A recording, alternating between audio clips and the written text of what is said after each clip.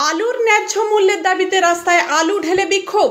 ক্ষীরপাই হালদারদিঘিতে বিক্ষোভ মিছিলে সামিল সিপিএম। বিপ্লব সরকারের রিপোর্ট।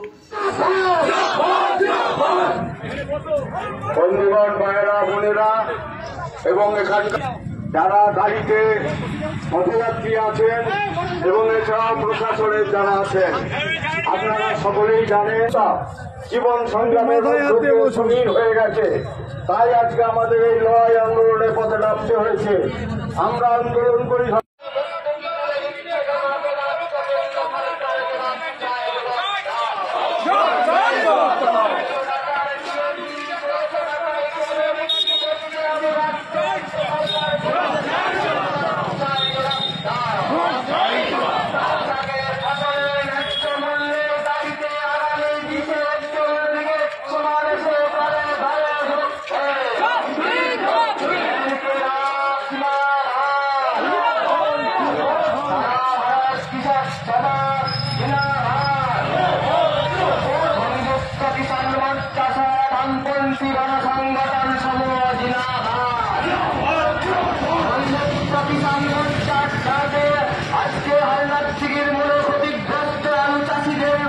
ন্যায্য মূল্য পাওয়ার দাবিতে আজকের বিক্ষোভ মিছিল দলে দলে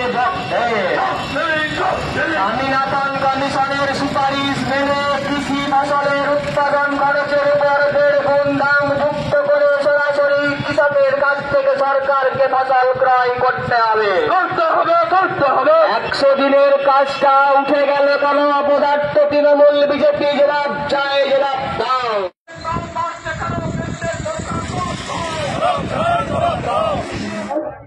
ওষুধ প্রতি বছর লাফিয়ে লাফিয়ে বাড়ছে।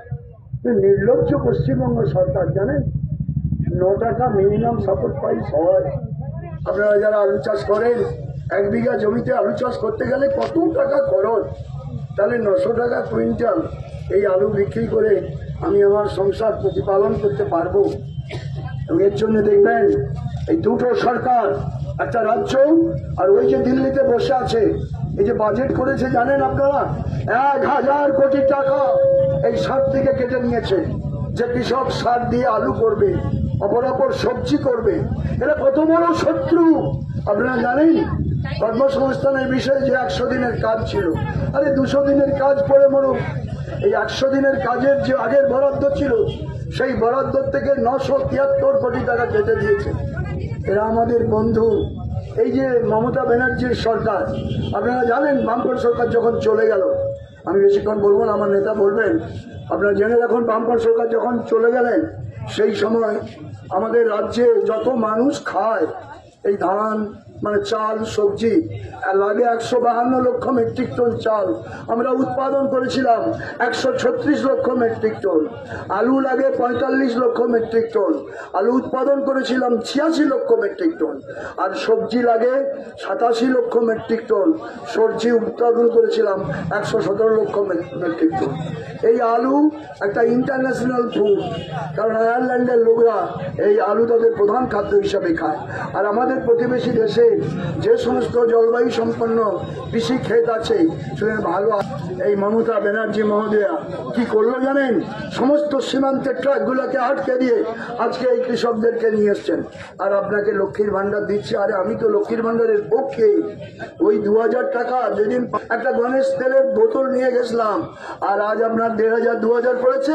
একটা গণেশ বোতলের দাম হয়েছে 190 টাকা।